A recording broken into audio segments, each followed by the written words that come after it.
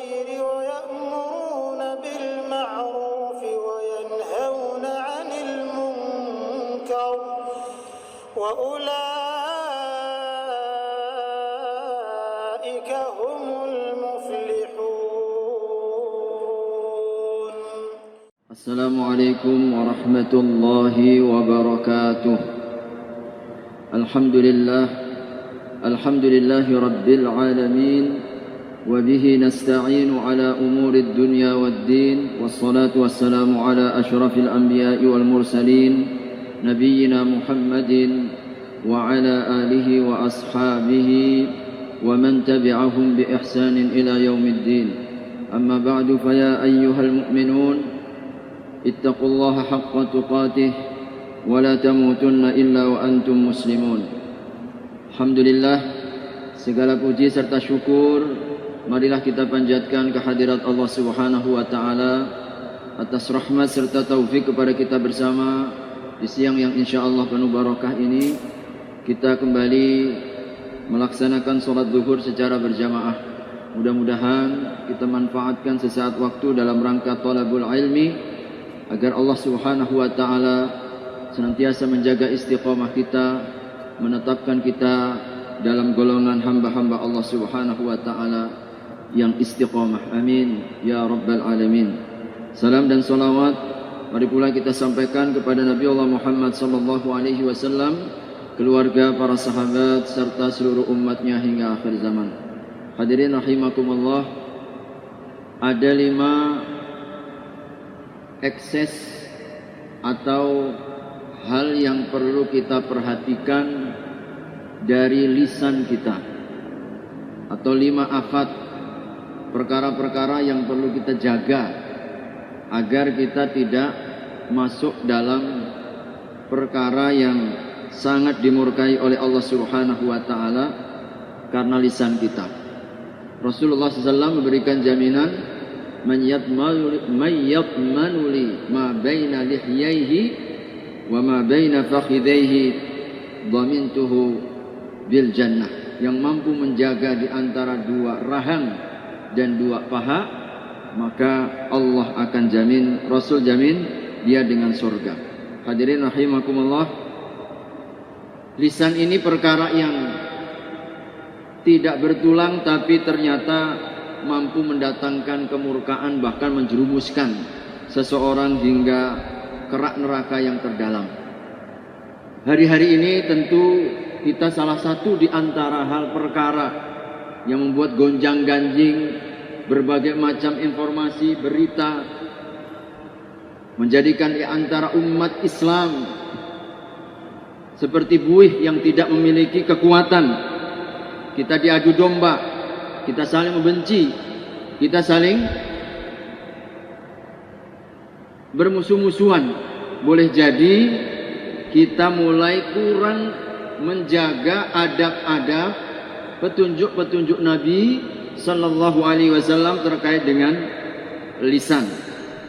Pertama, hadirin rahimakumullah, afat lisan itu ghibah. Di antara yang perlu kita kembali hadirkan dan perlu kita jaga, jangan sampai lisan kita ini menghibah saudara kita. Allah Subhanahu wa taala menyebutkan orang yang menghibah saudaranya sama seperti makan bangkai saudaranya. Tidakkah kalian benci? Wala yaghtab ba'dukum ba'dha. Janganlah kalian membicarakan aib, membicarakan keburukan, mencari-cari kesalahan saudaranya, lalu kemudian mengungkapkan, menyebarkan, mengupload, menjadikannya sebagai status Twitter, Facebook. Masya Allah, takutlah kalian di hadapan Allah Subhanahu wa ta'ala. Allah gambarkan mereka yang melakukan itu tanpa tabayyun, tanpa kita melakukan klarifikasi, maka sungguh kita digambarkan oleh Allah Subhanahu wa ta'ala telah makan bangkai saudaranya. Rasulullah sallallahu alaihi wasallam telah menggambarkan kepada kita di dalam hadis yang dikeluarkan oleh sahabat Anas bin Malik radhiyallahu anhu, "Lamma urija bi marartu biqaumin." Aku tatkala dimi'rajkan oleh Allah, beliau diperlihatkan oleh Allah di dalam neraka itu, lahum adfarun min nuhasin. Jadi mereka diberikan kuku-kuku, tapi kukunya dari besi, bukan dari tulang. Lalu apa yang mereka lakukan? Yukhammishuna wujuhahum wa sudurahum.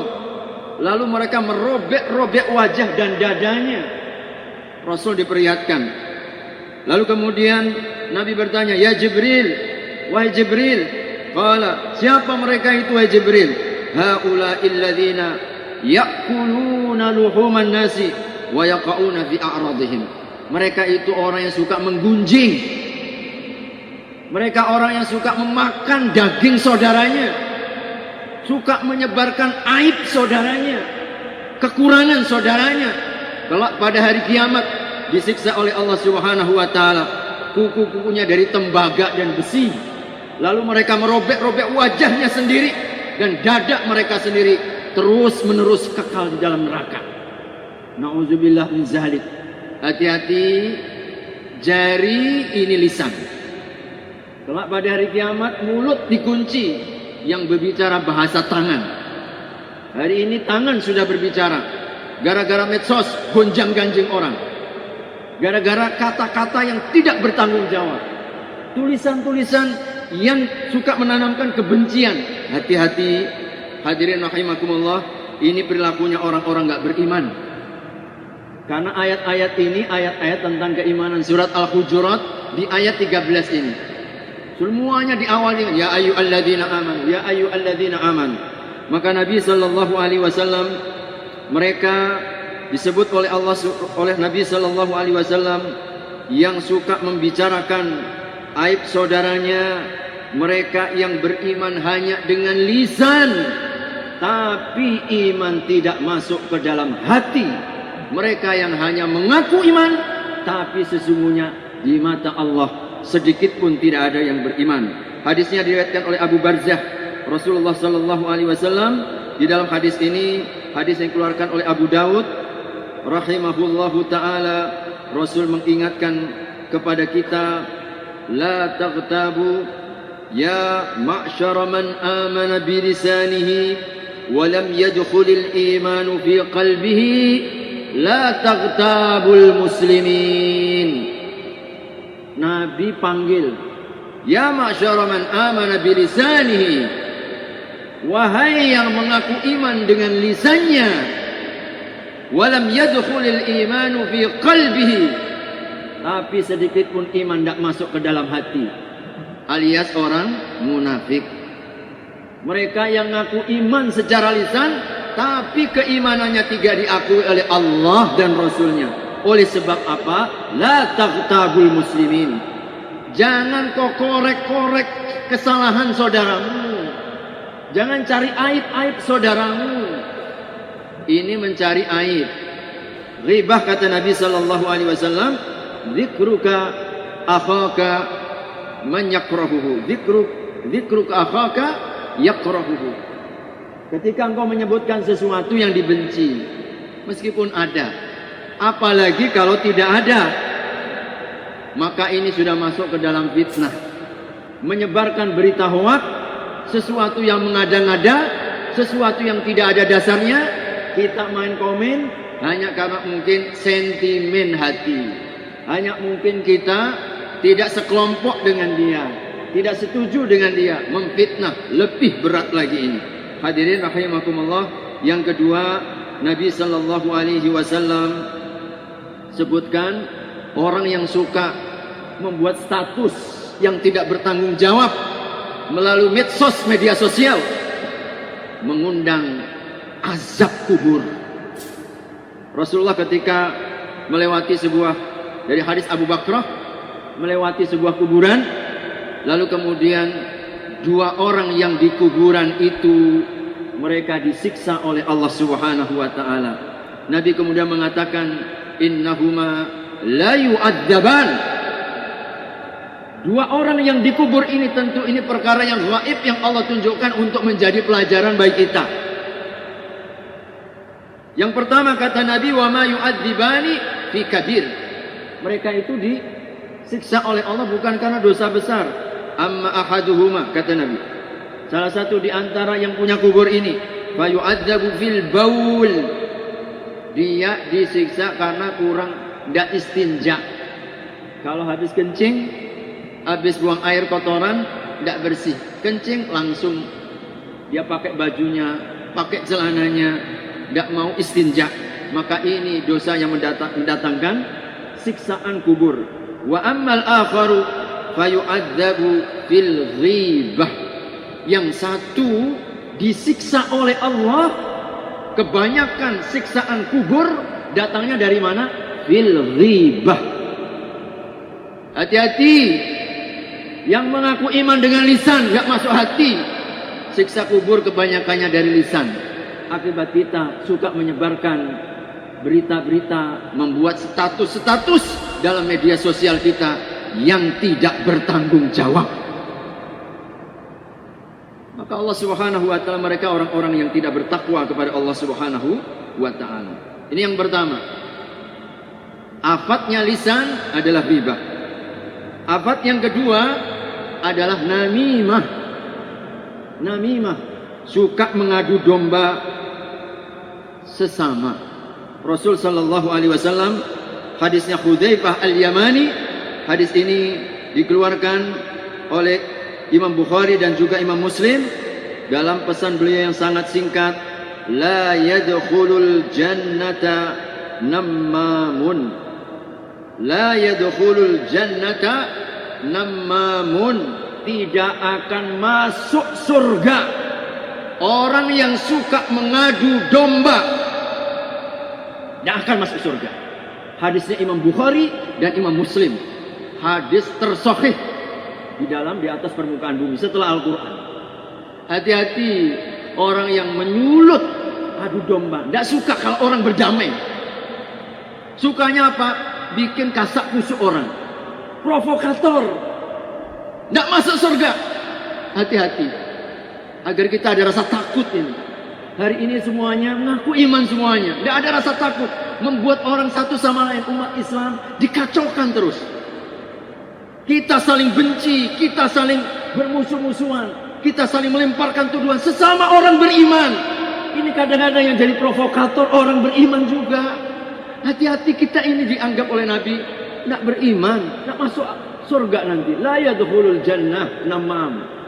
Maka mudah-mudahan pesan Nabi ini sampai agar kita berhati-hati. Jangan sampai hanya karena ingin cepat viral, hanya karena ingin kita mungkin berita kita banyak didatangi oleh orang dengan cara apa? Mengadu domba di atas segalanya, menghalalkan segala cara. Intinya apa? Umat Islam agar tidak pernah tenang. Maka misi umat Islam, kita disebut Muslim, adalah artinya damai. Assalamualaikum artinya salam kedamaian bagi kalian. Maka kalau ada orang Islam suka membuat kerusuhan, suka memicu permusuhan, perlu kita tanya, kau Muslim bukan?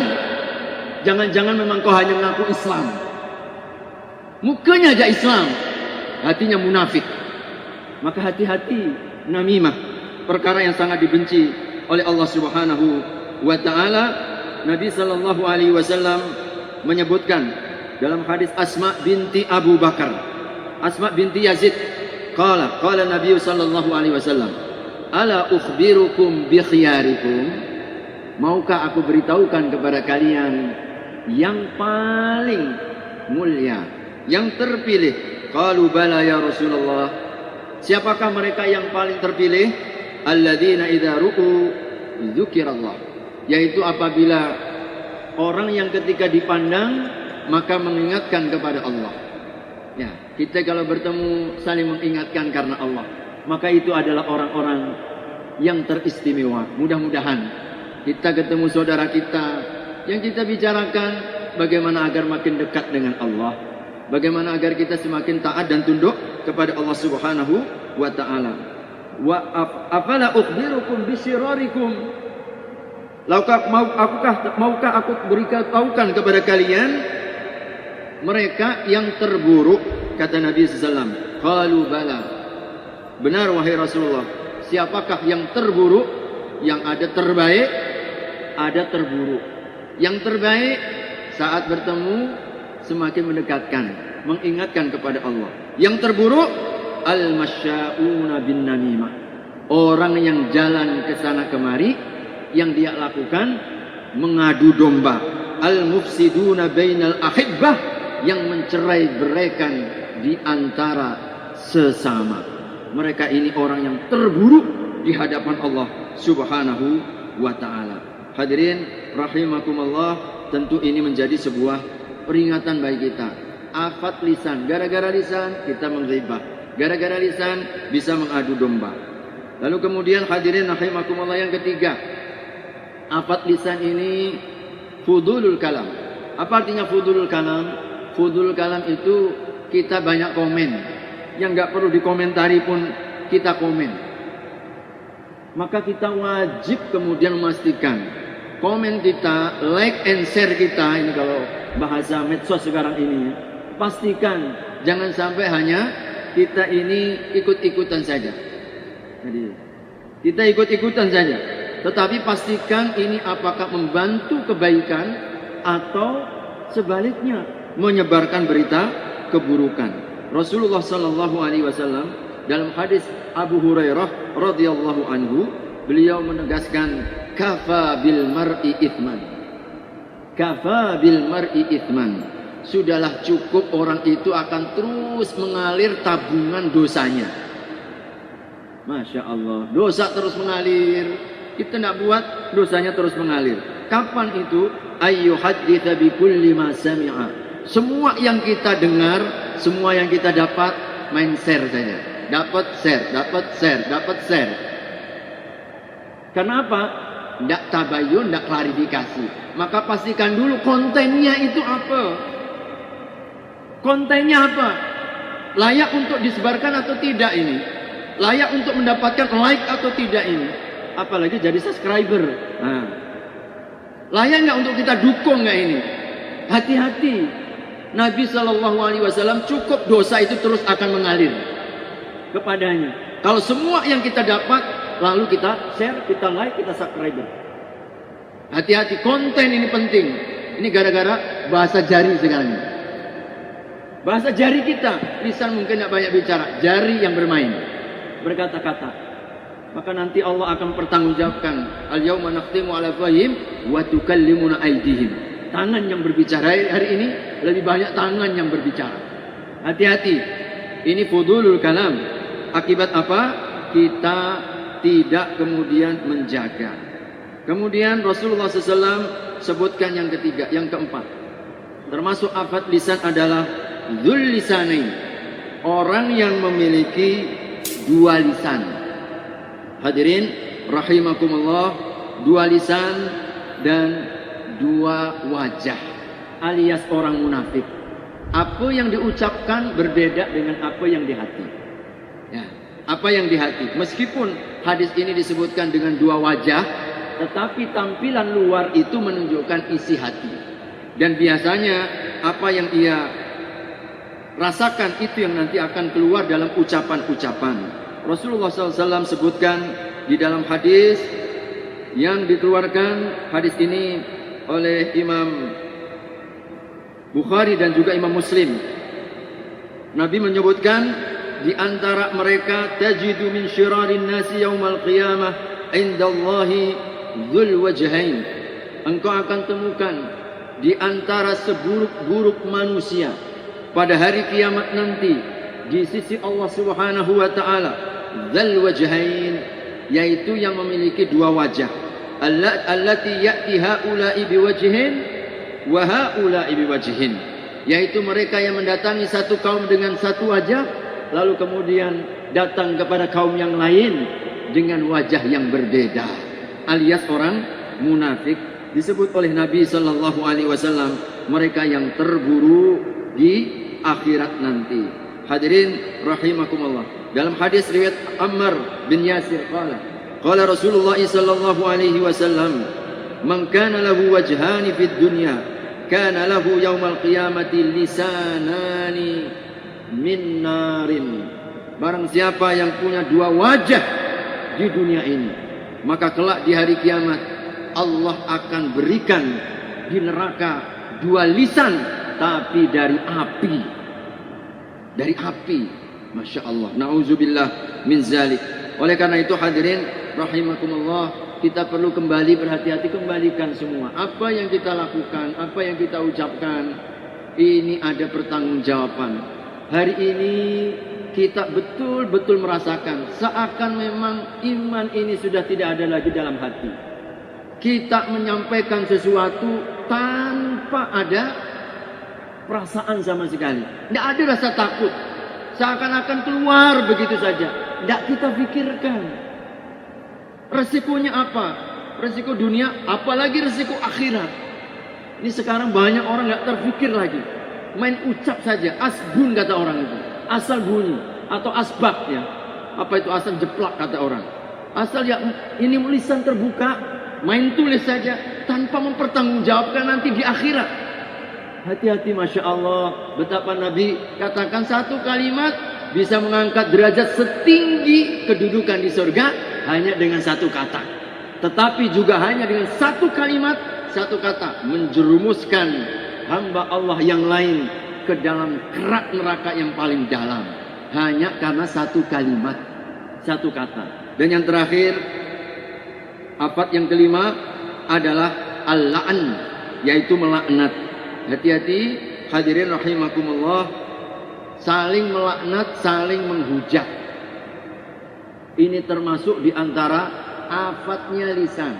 Hati-hati, jangan sampai lisan ini terjerumus dalam perkara-perkara ini. Rasulullah SAW menyebutkan dalam hadis Abdullah ibnu Umar, la yakunul mu'min la'anan. Orang beriman itu tidak mungkin saling melaknat. Jadi Rasul meniadakan, Rasul menafikan keimanan dari perbuatan saling melaknat. Berarti kalau ada orang yang beriman, statusnya beriman, orang Islam, kok perbuatannya saling menghujat di antara sesama, maka kita katakan dipertanyakan imannya oleh Nabi Sallallahu Alaihi Wasallam. Dipertanyakan oleh Nabi Sallallahu Alaihi Wasallam. Hadirin rahimakumullah, Rasulullah Sallallahu Alaihi Wasallam dalam hadis yang lain Abu Darda, beliau bersabda, innal la'anin la yakunu syuhada'a wala syufa'a yaumal qiyamah. Orang yang saling menghujat, orang yang saling melaknat, maka kelak pada hari kiamat mereka tidak akan pernah menjadi syafaat, tidak saling mensyafaati. Pada saat insya Allah peluang besar ketika kita berteman, ketika kita bersahabat, ketika kita bergaul, memiliki peluang yang besar mendapatkan syafaat saudara kita. Saudara kita mendapatkan syafaat saudara kita, insya Allah. Sebagaimana dalam hadis yang sahih, kelak pada hari kiamat, ketika Allah telah masukkan hamba-hamba Allah ke dalam surga, penduduk neraka masuk ke dalam neraka, maka Allah berfirman kepada penduduk surga, cari teman-temanmu di dalam neraka yang engkau kenal. Insya Allah kita akan dapat peluang ini, yang engkau kenal.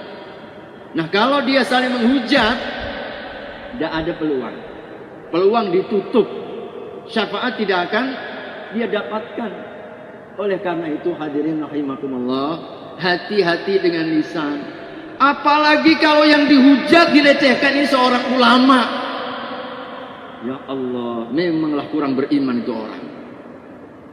Lebih-lebih lagi kalau kemudian bagian dari dzurriyyatur Rasul. Masya Allah, ini imannya di mana? Sedang orang biasa saja nggak boleh. Apalagi seorang alim, orang ulama, orang yang kita kenal baik. Kok kemudian dilecehkan, dihinakan? Masya Allah, ini memang tanda-tanda alamat Allah Subhanahu Wa Taala. Kalau tidak segera bertaubat di hadapan Allah, tanda su'ul khatimah. Kalau tidak bertaubat kepada Allah Subhanahu Wa Taala, maka hati-hati sekali. Hadirin rahimakumullah, dengan lisan dan ucapan kita terhadap sesama orang beriman, apalagi kepada orang-orang ulama-ulama kita, kepada orang-orang yang kita muliakan. Maka kita pun juga harus berhati-hati, selektif. Kita mesti cerdas. Kira-kira yang sifatnya menghasut, kira-kira yang sifatnya menyebarkan ujaran kebencian yang tidak mendasar, hati-hati. Jangan berperan serta. Jangan kita main share saja. Maka di situ kita ada kontribusi.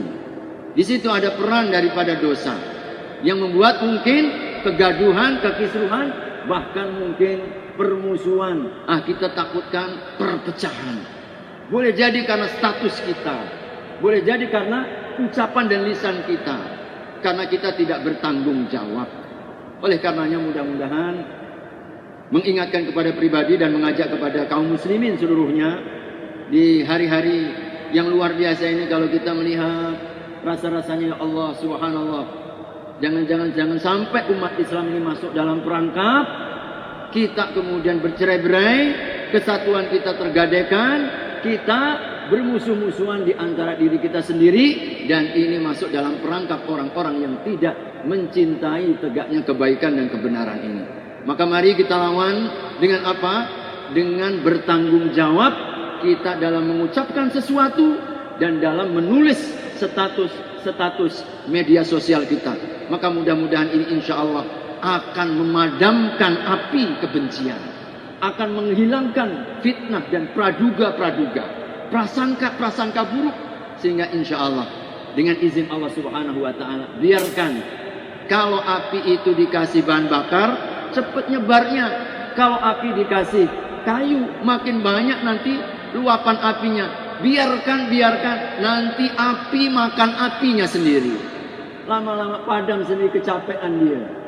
Kenapa dia tersulut? Kita jadi buser-busernya kita ini. Ya Allah, ya kalau buser kebaikan, pejuang kebaikan, ini kita berada pada posisi untuk menegakkan kebatilan. Maka ini yang kita takutkan dan kita khawatirkan. Mudah-mudahan mari kita berharap kepada Allah Subhanahu wa Ta'ala, senantiasa Allah Subhanahu wa Ta'ala jaga bangsa dan negeri yang kita cintai ini. Mudah-mudahan Allah senantiasa mengkaruniakan baldatun thayyibatun wa rabbun ghafur, negeri yang penuh dengan ketenangan, negeri yang penuh dengan keamanan, negeri yang penuh dengan kedamaian, dan Allah Subhanahu wa Ta'ala senantiasa mencucurkan dan mencurahkan ampunan dan keberkahan baik dari langit maupun dari bumi. Pertama, melalui petunjuk-petunjuk Nabi yang senantiasa kita tegakkan dalam kehidupan kita sehari-hari. Barakallahu fikum. Kurang dan lebihnya mohon dimaafkan. Mari kita sempurnakan dengan doa kafaratul majlis. Subhanakallahumma wa bihamdika asyhadu an la ilaha illa anta astaghfiruka wa atubu ilaik. Wabillahi taufiq wal hidayah. Wassalamu alaikum warahmatullahi wabarakatuh.